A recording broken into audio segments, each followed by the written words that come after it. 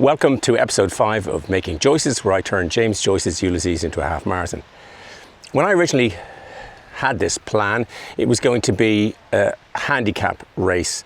There would and there will be a run, and then there would be a quiz based on your knowledge of Ulysses, and some sort of handicap would make the winner. Now, this is for fun. The book I find it to be great fun, and this event is supposed to be fun, not to be taken too seriously. In the original idea, I avoided the city centre because it was easier for running. The route is really lovely, but for the purposes of making this film and what I'm trying to do, I thought best to run through the heart of the Hibernian metropolis, which is what Joyce called the centre of Dublin in Ulysses. So I'm going to do that. So that's meant some adjusting. There is along the way, we jump a stream. I landed in mud last week. I did this run last week. It was very grey. Anyway, I jumped over the mud. Then I avoided running through the stream, but went back through this. The tide needs to be out. Don't run this if the tide is in. But I went ran through the stream, which was a lot easier than the route I took last week, which involved climbing walls over a railway, which was really not ideal. But I was testing, and that's what you have to do when you're doing these kinds of things. We're going to get going shortly. I think the tower, you should be able to see it behind me.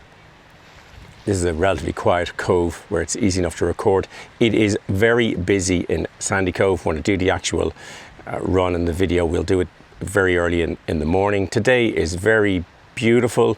There is not a cloud in the sky that I can see. I think there's one cloud in Ulysses. So it will be a day like this, 16th of June 1904. If I span around, you'll see the sea behind me.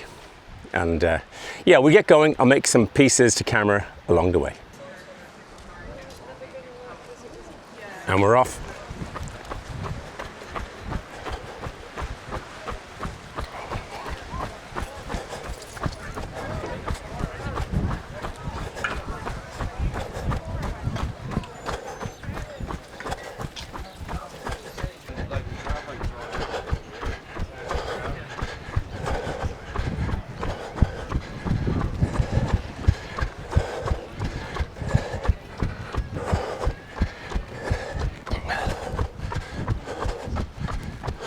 We're now near to Blackrock train station. In the distance, you can kind of see a sand spit.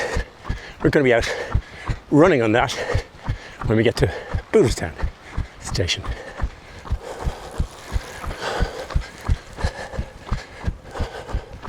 Another Martello Tower near Booterstown. This is where you come out of Booterstown Park and go towards the Strand so that we can avoid the train crossing at Marion Gates, where you can be held up. It's also really nice out on this particular strand. We go down by the railway station, up over some steps, then work our way down. There is a stepped way down the whole way. Whichever way you go, just take care.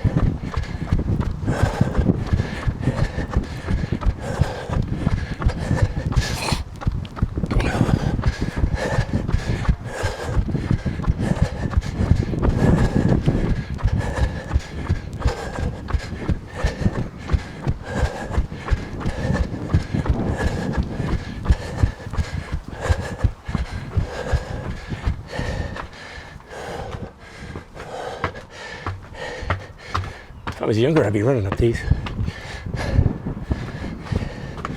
62 years in the knees take their toll.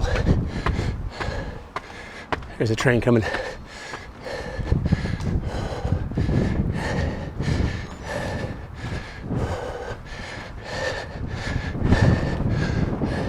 That's where we've come from. We came, of course, inland. We're now going on the beach, the trawl, strand, whatever you like to call it. You can hear the rattle of the train coming.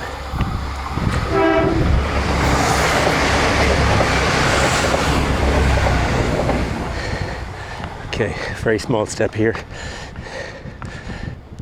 There's a step just here. Another small one there. Take care. There could be someone coming this other way, but it's a handy little peephole. Some steps down. Could go down that way, but there's steps here, so why not? also steps a bit further on if you're in a crowd. And we're out on the strand. Gets kind of muddy up here. We're gonna have to jump as best we can. A little stream outlet.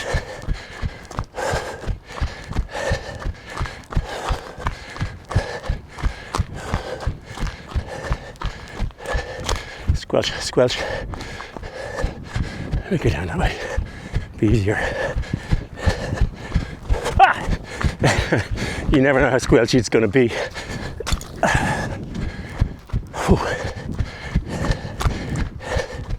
I sank just as I planted my foot. Now we're going to go around a kind of sand spit. If you go straight on, you have to be a great jumper, forwarder, swimmer, or it's dangerous around the railway. So we're going to find our way through the detritus that's washed up, plus some jetsam and all sorts of stuff before we go run through the water. There's a kind of hard layer you have to find. Once you're on that, it's very pleasant running along here. This is not Sandyman Strand. We're coming there. We're going to cut in off the beach. That's why we're coming this way, to avoid that train or something similar at that intersection. We're going to run straight there through some water. It's also muddy here. There's the gates have gone up on the, but it's very muddy here. So I have to kind of negotiate this a little carefully. I did it the other day and it was good. I'm kind of looking for where it doesn't look too bad. Just bite the bullet, run straight through it.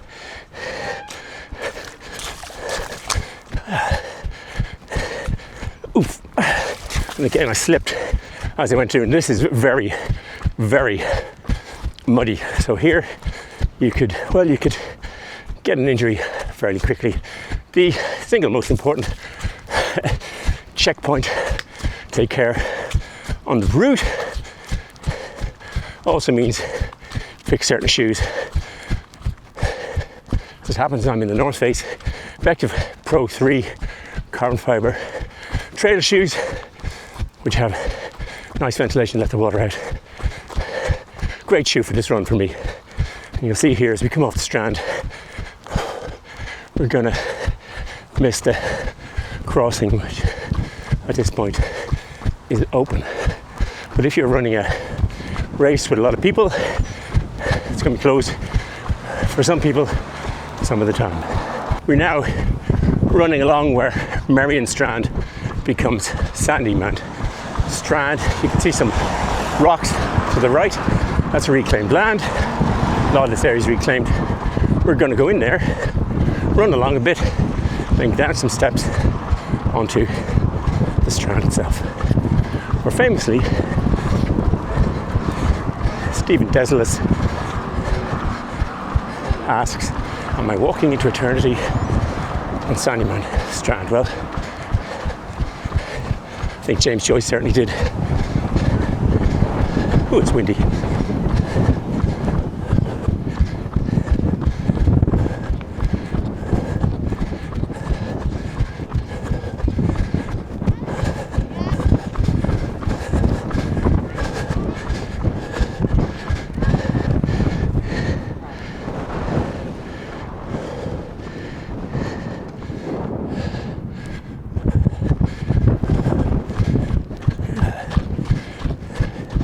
Now to run into eternity on Sandyman Strand.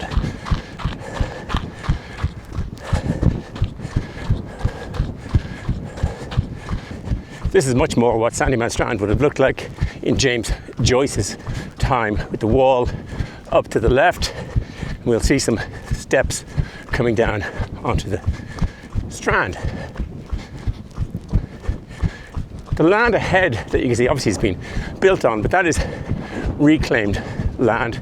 The Seanmore Park is where the Nautical episode of Ulysses took place. We go very briefly into the park, but we're heading towards the Star of the Sea Church and where Paddy Digname's funeral cortege left. At this point, as we come off the beach, we're running in very soft sand. We're now in off the seafront. We're running beside the Star of the Sea Church in Sandymount, heading shortly to Newbridge Avenue.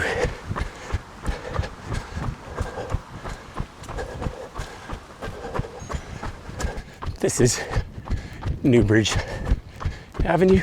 We're passing number 9. It's not the number 9 from the book. The numbers of the street have changed, and number 9 is actually on the other side of the street, on the left-hand side as we run down. I'll put a link in the description to an article I wrote about that some years ago. We're now running alongside the River Dollar. Ulysses set on the 16th of June 1904, at which point Joyce lived at Shelburne Road, just a couple of hundred yards or left beyond the Aviva Stadium. It was there, well, it was at that time he met his wife-to-be Nora Barnacle. It's believed they came along here for some of their first dates. We're now on Northumberland Road, mentioned in Ulysses. We're heading towards Merrion Square, towards Holles Street Hospital. We'll soon cross over the Grand Canal. We'll also cross over the Royal Canal. We cross the Dodder River. We'll cross the Liffey. And all these rivers and the canals are mentioned in the episode Hades in Ulysses.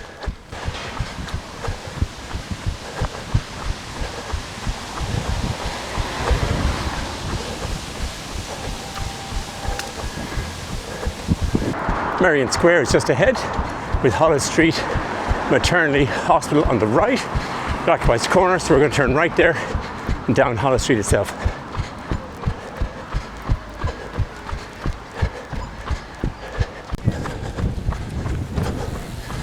Coming up on Sweeney's Pharmacy and Conway's Pub, now known as Kennedy's. The National Library, Kildare Street on the left.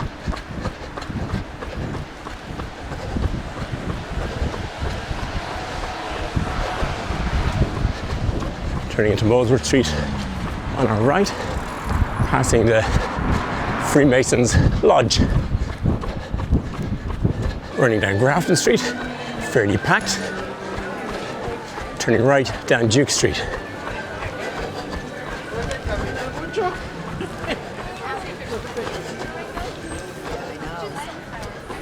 The Davy Burns pub with the Trickler and Stars and Stripes. I'm going to go past here, see how weavy you might have to get running through town. The Burton on our right, hopefully soon to reopen. Ulysses Rare Books on the left.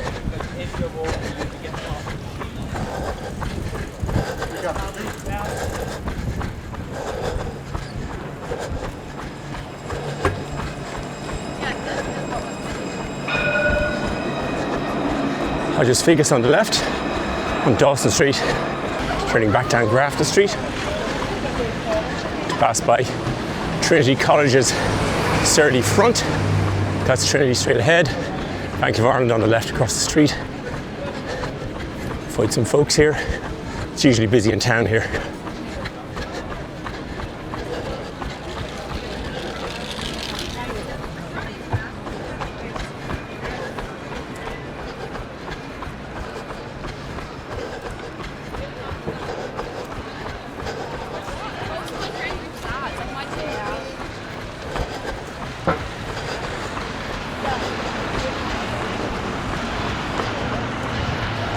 Crossing O'Connell Bridge, running into the heart of Hibernian metropolis. Go and have a look at the river.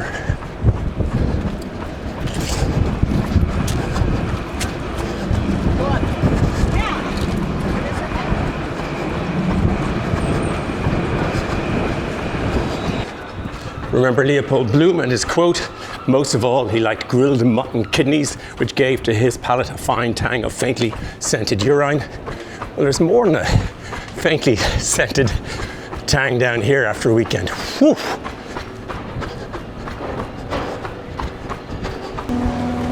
Running past the GPO, Nelson's Pillar has been replaced by the Spire of Dublin.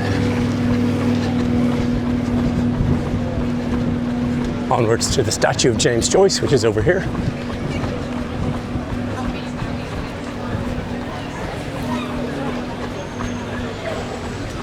Found each other on there. Past the Portal of Discovery, we're running to the heart of Night Town, known to most Dubliners as Monto, the old red light district that features in the Circe episode. This is now called James Joyce Street.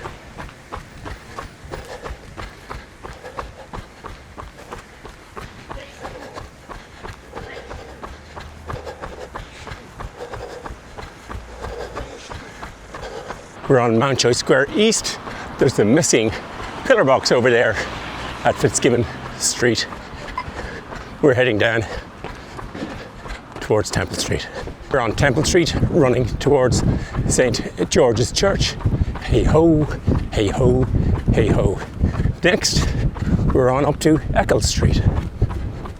Running past the Mater Hospital where Malachy Mulligan plied his trade.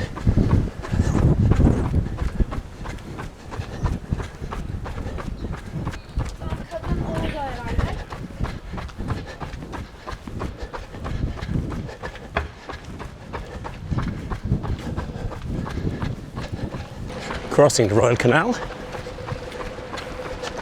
then cross Guns Bridge. The Brian Brew pub is on the left hand side.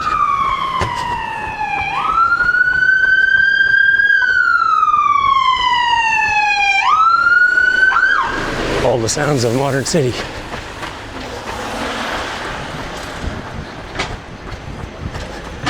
We're just coming up to Glasnevin Cemetery. We're passing the Child's House where it's windy and where the run will end.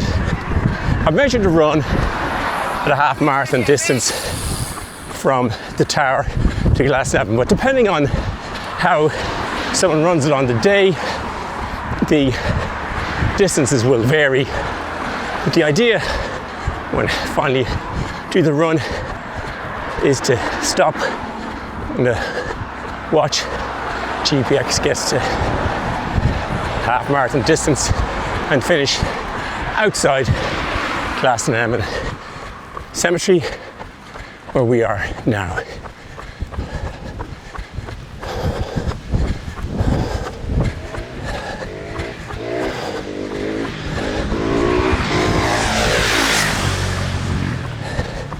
There's always one.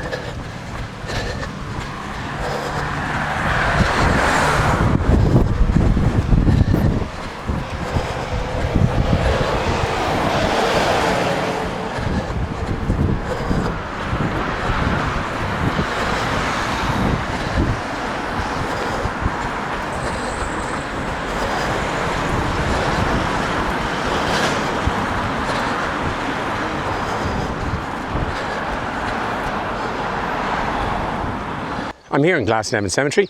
I've just finished the Ulysses run. It finishes just outside the cemetery itself. And behind me is the grave of James Joyce's parents, John Stanislaus from Cork and Mary Jane from Dublin. What the headstone doesn't say is that several of his siblings are also buried here. The run today goes through some very scenic parts of Dublin and some not so scenic parts of Dublin. Just like the novel itself, the novel covers all sorts of life in Dublin. That's one of the things I'm aiming to do on the run. See beautiful parts of Dublin and not so beautiful parts in Dublin. So far we've been mainly outside, but in the next episode we're going to go inside into a public house.